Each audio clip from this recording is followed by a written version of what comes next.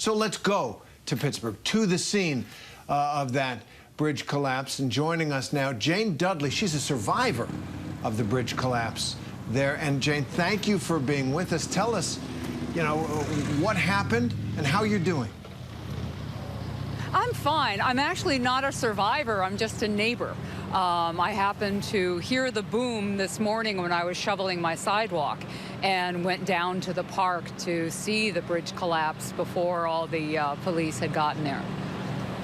All right. So you say you heard the boom. Well, what time was that, and what went through your mind? What did you hear?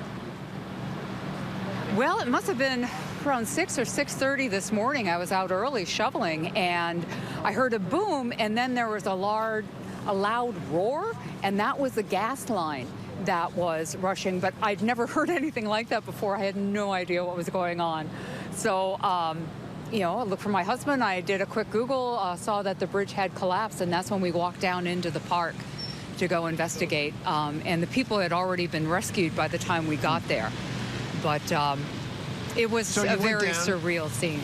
Yeah, I was going to ask you. So you went down to this bridge, which I'm sure you've used plenty, and you saw it in ruins. You saw it in ruins. What went through your mind? Well, it's in a beautiful park. It's over 600 acres, and so we went down to the park side at the bottom, which is where I usually walk, you know, and the bridge had collapsed right on top of the dog park, which is usually crowded. So I was very thankful that it was early and not many people around. But it was just very disturbing. And so I was shocked by what I saw. But then, of course, my thought goes to, oh, my gosh, the traffic, the headaches. It's going to be a bit of a nightmare to get this back into a usable part. It's a very, very heavily traveled bridge in my neighborhood. Wow, and it's going to be a long time to clean up first, and obviously to get a bridge constructed. You know, I know this has just happened, but have you thought at all, reflected at all about what this tells you about where we are as a country when our bridges are falling down just right by your house? Yeah, you know, it was shocking, yet really not surprising. You know, I knew the bridge was in bad condition, but a lot of the bridges around here are in bad condition. We have a real problem with infrastructure, particularly in Pittsburgh. We have so many bridges. We have, as you can see, freezing temperatures, but then also thaws. So it's a tough climate, and it's hard on our roads and our infrastructure. And I'm just used to seeing a lot of rust and decay. Yeah, I mean, I know Pittsburgh, anybody who's been there knows it's that whole community beautifully situated on those rolling hills and small mountains, and the creeks cutting through them and the rivers, and there are tons of bridges, and they need to be kept up. So thankfully, no one was killed in this disaster. Oh my gosh. You know, and what are you hearing from the people who were on the bridge? Did you hear anything about that? No, I didn't. I did hear some interviews, you know, with a bus driver who obviously is a little shaken.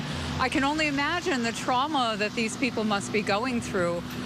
Once again, I'm just so glad that it happened so early. There was a 2-hour delay, so the school buses weren't out. It could have been so much worse. So if nothing else, this is a real wake-up call, you know, that we need to pull together. It's not about politics. It's about neighbors helping each other and pulling together as a community. You know, I love that. Love to hear it. And I was hesitant to ask you because I wanted to ask you about the president and his remarks and what he's doing there. But we are so divided as a country, it ends up being not hugely productive. But based on what you just said, how this is a problem for all of us, right? Infrastructure. You know, the president's there, and he's trying to get us to pull together and get some money spent on fixing some of this stuff. What's your reaction to him? Oh my gosh, if we can't pull together for this, what can we? You know, it's a matter of just, as I said, neighbors helping neighbors. We have to support our businesses. We have to get this going. We need to support. This was my bike route. This was also, I walked there as well as drive. And we need to support all of that. And if we can't come together, I think we've got to be able to find a way to break through that divide and get things done.